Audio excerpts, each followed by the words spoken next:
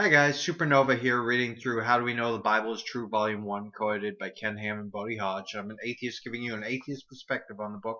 And today I'm going to go through a couple chapters because they're both very short and they have very little substance. The first chapter, chapter 23, is Their Purpose and Meaning in Life, is actually written by Ken Ham. It's the first chapter that he's written in this book. You probably already know Ken Ham. He's the guy who debated against Bill Nye. He's the head of Answers in Genesis, co-editor of the book, and probably the person who came up with the idea for this book. And unfortunately, just not very good at putting together an idea and seeing it through. The chapter is called Is There Purpose and Meaning in Life? But it's not about that. Let's start. The only compilation of books in the world that gives a detailed history that enables us to fully comprehend the purpose and meaning of life is God's Word, the Bible. That sentence is the only thing he says about purpose and meaning in life. He claims that it gives a detailed history that leads to us having a purpose and meaning of life. Why? Why would history have anything to do with purpose and meaning of life? It's incoherent.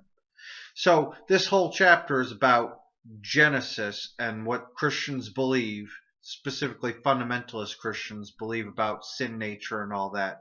Has nothing to do with purpose and meaning in life. I'll still go through it anyway, but keep that in mind. He's not going to answer your questions of even what fundamentalist Christians believe about purpose and meaning in life.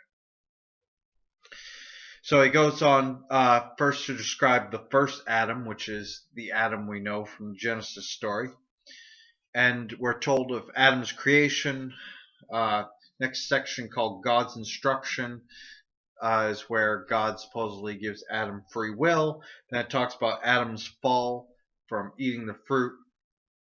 And he says here, why are we punished for what Adam did? That's a great question. I've asked that many times. As the head of the human race, Adam represented each of us, and because we all come from Adam, we inherited his nature from him. Did we inherit every sin from everybody we descended from? It doesn't logically follow that just because we're descendants, we inherited his sin. He sinned, disobeyed God, so we sin, disobey God. We do everything that Adam does. I haven't named every animal on the planet. He did. If it had been any of us faced with the decision to eat or not eat from the forbidden tree instead of Adam, the result would have been the same. No, I don't think that's true at all. I don't think you can derive the idea that just because Adam did something, all of us would do it too. I've been faced with temptation and said no. I'm pretty sure Ken Ham has as well. I think that if Ken Ham were faced with this decision and wasn't ignorant like Adam and Eve, if he actually knew the consequences and such, like he does, I think he'd say no. And I think that's obvious. I think he's being a little silly here, but he's putting forth the Christian viewpoint. He has a tough viewpoint to defend, and there's only so much he can say. Oh, the nakedness is the next section. Talks about Adam and Eve just after sinning put together fig leaves to cover themselves with. They made clothes. Now he describes this as supposedly covering their sin to hide it from God. However, no man or woman can hide his or her sinfulness from the sight of a holy God by their own doings. God sees us all in our nakedness and knows our impure, sinful, rebellious hearts. Is that what we draw from the story? I always thought just because right after eating from a tree called the knowledge of good and evil, they supposedly knew good and evil, and they realized, oh, we're naked and that's evil, so they tried to fix that. I think that's what most people would infer from that story. And of course, I always love to taunt Christians with, yeah, but we don't know that nakedness is wrong. If you've ever had a kid, I do, you know that they have no idea, they have no concept that nakedness is a bad thing, that they should be ashamed of their nudity. That's something that you have to learn. Most of us don't have any sort of knowledge of good and evil. We have to learn it from our culture, from our parents, and from things like the Bible. If everybody knew what good and evil was, why would they even need it listed in the Bible? But he doesn't argue that. He argues that they were trying to cover their nakedness because they thought they could hide it from God. So since the Bible doesn't ever say being naked is sinful, why does Ken Ham wear clothes? if he thinks that it's only to hide your transgressions from God, and he claims that can't be done anyway? Why is he not naked all the time? Why aren't we? The promise of the last Adam. So it's believed by some Christians that Jesus is the last Adam, even though I don't see anything in the Bible that makes that claim. It's just some metaphorical idea. They believe that since the woman is told, "I'll put enmity between you and the woman, between your seed and her seed. He shall bruise your head, and you shall bruise his heel." We've already seen another Christian try to argue that this is prophecy about Jesus destroying Satan, that her seed, Eve's seed, is Jesus, not all people, but specifically Jesus, whereas Satan's seed is not addressed. Satan doesn't have any children. Now, I've seen other Christians try to argue against this, specifically on BibleHub.com, where a lot of apologists go verse by verse through the Bible, trying to give their own point of view on it, and they say, well, Satan's seed is metaphorical. It's everybody who follows after Satan. So his seed is metaphorical and her seed is literal. Christians, they just don't have a consistent standard. But nonetheless, they believe that Jesus is that seed. So when in the next section, the head and the heel of Genesis 3:15, Ken Ham claims that bruising the serpent's head is Jesus crushing Satan. Bruising the serpent's head speaks of the mortal wound Satan received through Christ's victory over him at Calvary. Going on, Jesus came to take away sin and conquer the power of the grave, death. Now, how exactly was Satan's head bruised by this? Even if we follow his idea and we actually agree with him that this is prophesying that Jesus would crush Satan. How exactly did he do that? He's trying to explain it. Jesus came to take away sin and conquer the power of the grave, death.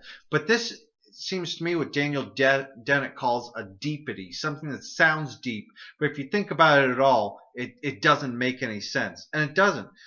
Jesus came to take away sin. Oh, great, so there's no sin anymore, right? Well, no, I don't believe that. Christians don't believe that. Is there less sin? I don't think so. How exactly did Jesus take away sin and conquer the power of the grave, death? So there's no more death. Well, obviously there is, and Christians agree with that. They might say, oh, well, it means spiritual death. He's talking about taking away hell. Well, no, it still exists. Did he give us an escape from hell? Christians believe that his death was important to give us an escape from hell. But even earlier in this book, we read that the Jews, before Jesus' death, could escape hell. So Jesus didn't exactly do that either. He just gave them a different way out. It doesn't make any sense. It's a deepity. Clothed by God. So now we go on to Genesis 3:21, where God kills an animal for its skin and gives them that for clothing. And Ken Ham says, God killed at least one animal, the first blood sacrifice, to prevent the garments as a covering for their sin. It was a picture of what was to come in Jesus, who is the Lamb of God who takes away the sin of the world. It is only the covering provided from God that can cover man's filthy rags. So he's implying here that the fig leaves weren't enough. But sure, the animal skin covers up a person's sin, hides their transgressions from God. Well, no, he's giving it a different meaning now. Now clothing is metaphorical for covering their sins. Why? Now, I know why. I know what he's implying here. I know what Christians believe. They think blood sacrifice is necessary to take away sin, because that's the only way you can make any sense of Jesus needing to die. But that's clearly not true. Pop quiz for you out there, for anybody who knows the Bible, atheist or Christian. What would a person give as a sin offering? Well, almost everybody knows this. The Bible says repeatedly that you would have to kill a lamb, an unblemished, perfect lamb, in order to cover sin. But what if you were poor and couldn't afford a lamb? According to Leviticus 5:7, you would give 2 turtle doves or 2 young doves, and you would give one as a sin offering and one as a burnt offering. But what if you couldn't even afford doves? What if you were that poor? Well, according to Leviticus 5:11, you would give a tenth of an ephah of fine flour. Does flour bleed? No. And you can even see this in context, but nonetheless, even in just Leviticus 5:11, it describes that it's the person who sins that gives a tenth of an ephah, and it finishes with the phrase, "It is a sin offering." This is clearly to cover somebody's sin, to atone for their sin. No blood involved. So perhaps the fig leaves were good enough as a covering. Perhaps Adam and Eve were more familiar with the Bible before it had even been written than Ken Ham is now with his ability to read written language and his having a Bible. How can we be clothed? And the 2 Adams, just going on to give everybody the salvation message. You don't care about it. I don't care about it. We already know what Christians believe you have to do to become saved. What is happening to today's culture? This is his conclusion, and he rehashes what he wrote in the foreword, where he believes that evolution is turning people into atheists. And he says, if the history in Genesis concerning our origins is not true, and if there really is no absolute authority, then there's no ultimate purpose and meaning of life. He doesn't describe why. Again, he's just asserting it. He goes to that whole thing, not speaking about purpose and meaning in life, and then just saying, if you don't believe this, there's no purpose and meaning in life. Now, if you're an atheist, you already know just as well as I do that there's purpose in life. Like I said, I have a child. I have a daughter who's almost 8, and she is my main purpose in life. I want to be a good parent. I want to raise her correctly. She is the main thing I live for. But there are also friends. There's my job. Even though I don't love it, it is something that gets me out of bed every day. It is a purpose. I do feel a sense of achievement when I do something in my job. We have purposes. I think Christians just have selective memory. They don't remember what it was like before they were saved. They weren't nihilistic. They weren't suicidal. They were just like the rest of us. They had purposes. And I believe even today they have the same kind of purposes that we do now. They're friends and family and careers. They have a purpose. They have a drive in life. Their life has meaning. And it's not even necessarily in the Bible, because most of what they do through every day is unrelated to the Bible. So that's it for Ken Ham. We'll see him again, but again, he's just really not good at making a point. Chapter 24, Evolution, the Anti-Science, written by Jason Leisel. Now, his quality has kind of faded since he started out with a strong beginning in the first chapter on how we know the Bible is true. And even though he's making many of the same points in the same way, it's awfully repetitive of something that's logically fallacious. And in this one, it's so misguided, because he doesn't even really make a point beyond his basic one that the Bible is the foundation for your beliefs, and thus without the Bible you don't have your beliefs. Let's read. Some evolutionists have argued that science is impossible without evolution. They teach that science and technology actually require the principles of molecules to man evolution in order to work. They claim that those who hold to a biblical creation worldview are in danger of not being able to understand science. I don't think a single word of that is true. And he cites it. There's a citation down here, and I thought, oh, maybe he's actually got some scientists who claim that science is impossible without evolution, which sounds stupid because we had science before evolution. So exactly who's saying this? Theodosius Dobzhansky, it's such a tough name, I don't know how to pronounce it, wrote, "Nothing in biology makes sense except in the light of evolution." That's not what Jason Leisel claimed. Yes, biology, modern biology, is totally based on evolution. It doesn't make sense without evolution. That's true. And it's not a claim that science can't be done without evolution. The National Academy of Sciences issued a book called Science, Evolution, and Creationism, which stated that evolution is a critical foundation of the biomedical and life sciences, again claiming that biology is based on evolution, and that evolutionary concepts are fundamental to a high-quality science education. Yes, a high quality science education uh, includes understanding biology. Again, this is not what Jason Leisel claimed. National Academy of Sciences also published a document called Teaching about Evolution and the Nature of Science with a similar theme, and the preference the authors indicate that biological evolution is the most important concept in modern biology, a concept essential to understand key aspects of living things. Yes, it is exactly what they've been saying, that evolution is important for biology, not for science in general, although it is, but you don't have to have evolution in order to have science. They chose to publish the document in part because of the importance of evolution as a central concept in understanding our planet. Yes, biology is important in understanding our planet, just as chemistry and physics are, and none of them are required in order to do science. I guess Jason Leisel just doesn't know how to interpret these phrases, or he's misinterpreting them because of his bias. Critical thinkers will realize that these kind of arguments are quite ironic because evolution is actually contrary to the principles of science. That is, if evolution were true, the concept of science would not make sense. Science actually requires biblical creation framework in order to be possible. And he's just going to go on to make the argument that he's already made many times before, that the Bible is the foundation for the principles that are necessary for what people who don't believe in the Bible believe. Science presupposes that the universe is logical and orderly, and that it obeys mathematical laws that are consistent over space and time, even though conditions in different regions of space and eras of time are quite diverse.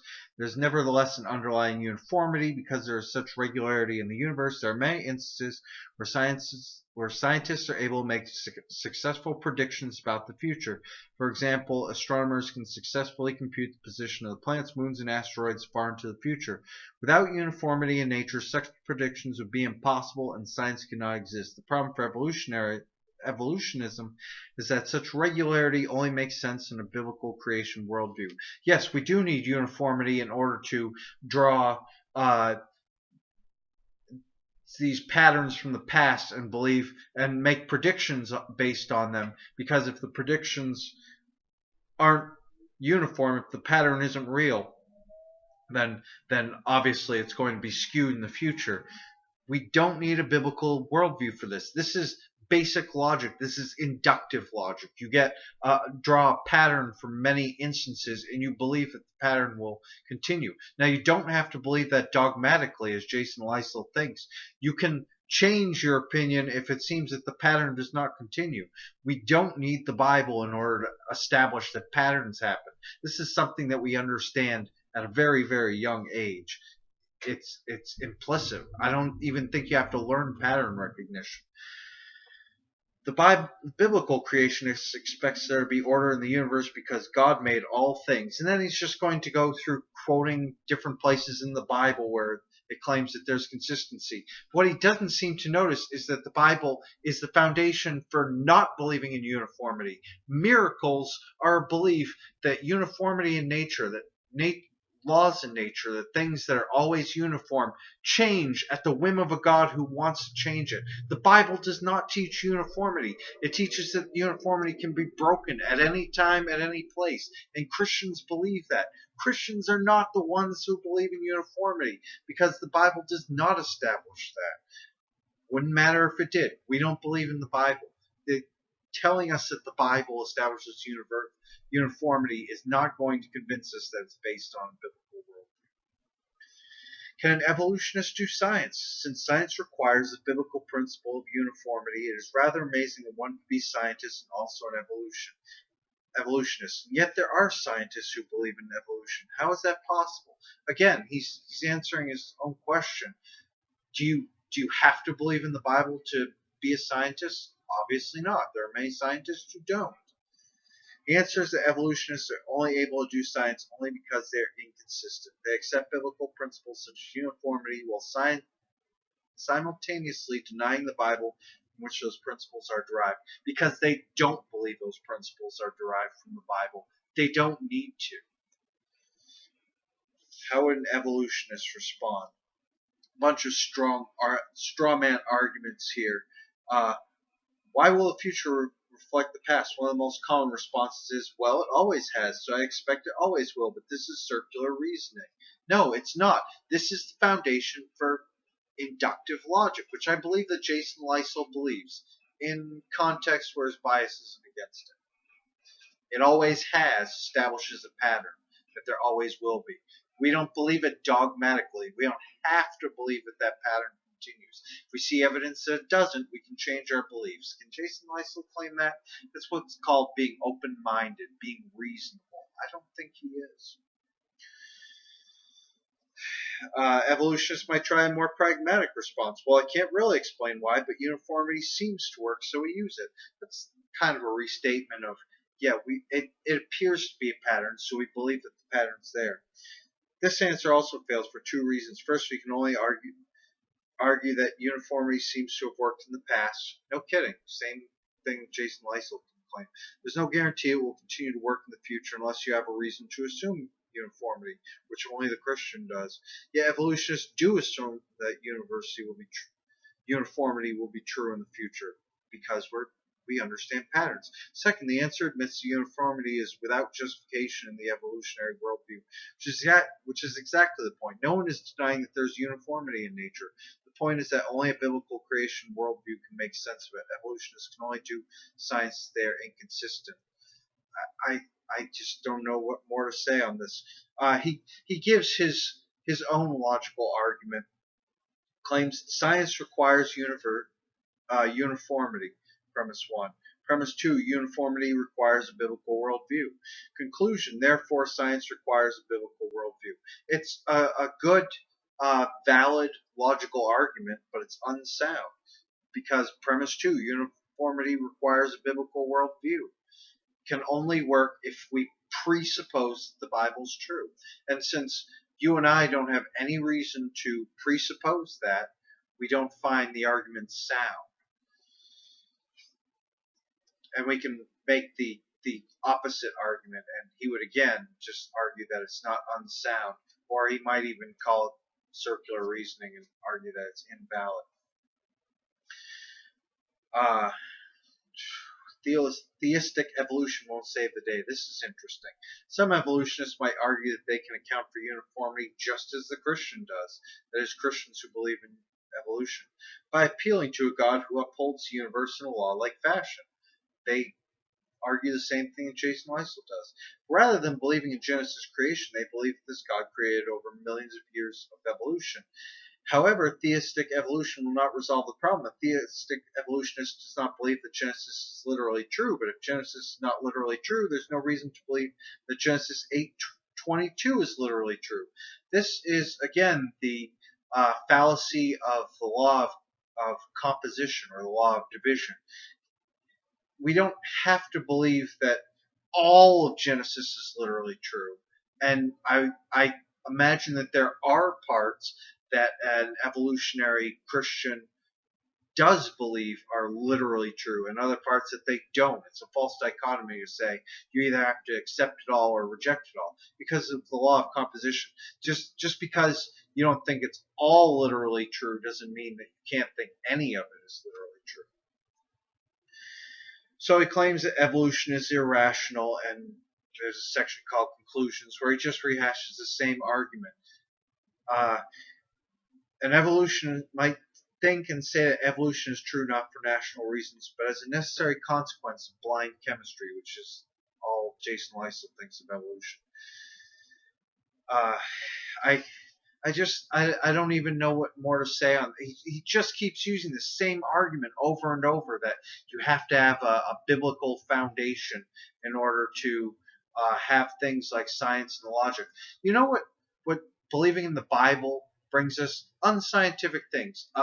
For instance, trepanny, I think it's called, where you drill holes in somebody's head to let spirits out in order to heal things like mental issues and migraines and things like that. That's something that was done over many, many years in the Middle Ages based on biblical science. No modern, I don't even think modern Christians believe in such a thing. They don't think that you could relieve pressure in your head by letting spirits out. They believe that people can become demon possessed because they still don't seem to understand epileptic seizures and what is it? Dual mind. I can't even remember the name of it now. Where you have a split personality. They don't seem to grasp these things have natural causes and natural solutions. And if they went to a hospital instead of somebody who supposedly casts out demons, they find that these things could be cured with modern science. And they didn't have modern science. Based on a biblical worldview, they believe in many unscientific things such as drilling holes in someone's skull. It took actual scientists who understood biology to come up with things like modern medicine, things that Christians depend on and believe in, not based on a biblical worldview, but on science based on biology. Christians take antibiotics too. You cannot understand how antibiotics work without a belief in natural selection. And Ken Ham will go on later to argue that they believe in natural selection but not on evolution because frankly, he doesn't understand evolution. But anyway, that's it. That's those two chapters. I'll go on next with another article by Jason Lysel. I hope you enjoy it. I hope you enjoyed this video. Feel free to share and comment. And, you know the drill. Till next time. Peace out.